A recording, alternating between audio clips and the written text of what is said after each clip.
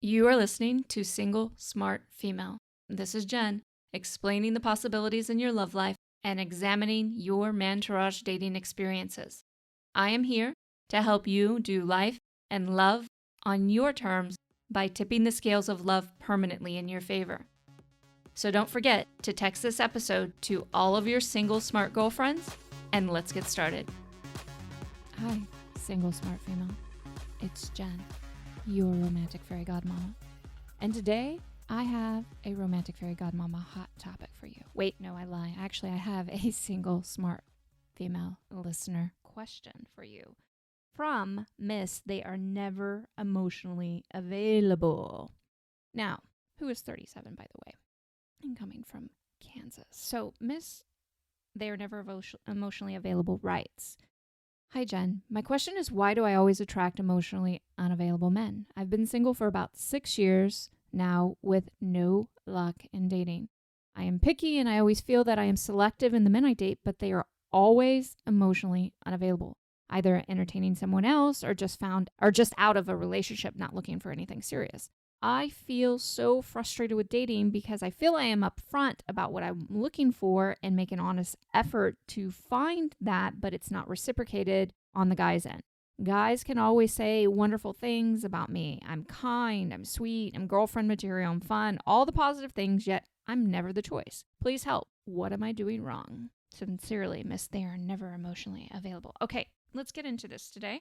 I'm going to get to the core of it. I mean, there are lots of different pieces of it, but the big reason you ask, why are they always emotionally unavailable? And the short answer of that is because you believe that's all that you can attract right now. Okay. So let me go a little deeper into it. You mostly believe that that's all that you can attract right now. Now, the truth is that's not, and you're going to have to prove yourself wrong. And we'll talk about how to do that in just a second. But yeah, you are mostly believing that this is all you can attract. Now, with that said, there is a piece of you that doesn't completely believe that, which is good. And women always ask or say to me things like, well, I just don't believe that. This is who I am. And I'm going to call BS because you wouldn't be reaching out to me, or my clients wouldn't be working to me if there wasn't a part of them that actually believed that something different was possible for them.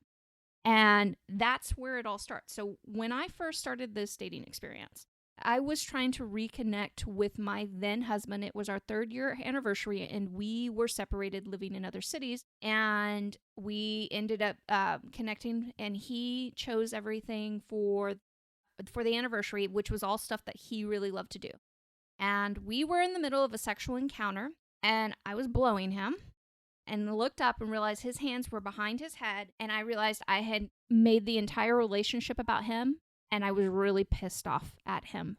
Now, why am I telling you this? Well, at that moment, I looked at him. The biggest thought that came into my head is, this really all there is in love? That night, after he'd gone back to the city that he was living in, I literally got down on my knees and I was crying, sobbing. And I pleaded to God, can you please show me that this isn't it? Now, what happened next, and it took me a while to realize, was based on the fact that there was a part of me that believed that there was something better. And within 3 days, I had an answer to that question. So everything started from there. And of course, it wasn't, all straight rainbows and sunshine and all that kind of stuff, but it was this incredible adored woman adventure that I would never have taken had it not been for that small part of me that was questioning and knew that there was something better. So I want you to understand that even though you're leaning and probably more protective of the belief that this is all you can attract, or emotionally unavailable men, there's a piece of you, because you're here with me and because you're entertaining this journey and considering it, that knows there's something much better. Now you have a choice. Are you going to be more protective of the pain that you've been in with emotionally unavailable men? Are you going to start getting way more protective of that small idea and allow it to grow into and belief that you really can have something amazing? That's a choice that you're going to have to make. Now, the whole I am picky.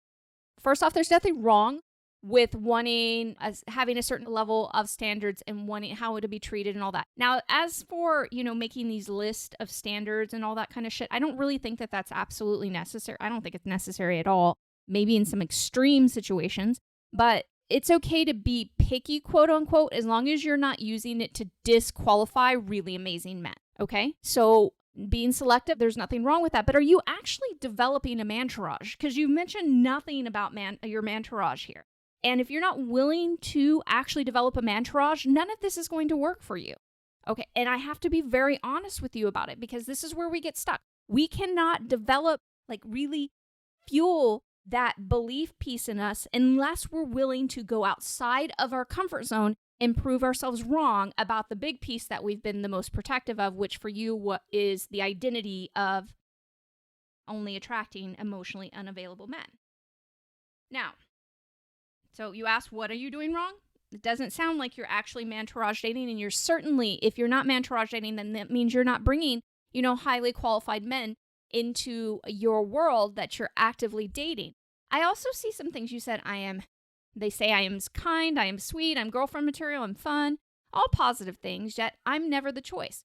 Well, are you the choice in your own life? Would you pick you? Or, because all of those things, they sound nice, but I'm like, there sounds like something that's missing. You sound kind of like the low maintenance girl. And let me tell you, and I'm not talking about being a complete fucking bitch, but the whole idea of being the low maintenance girl, just the easygoing girl that has, that just kind of shows up and she's there and she's, it's, yes, I want you to be fun and have a good time because men really responsive to the way they feel when they're around you.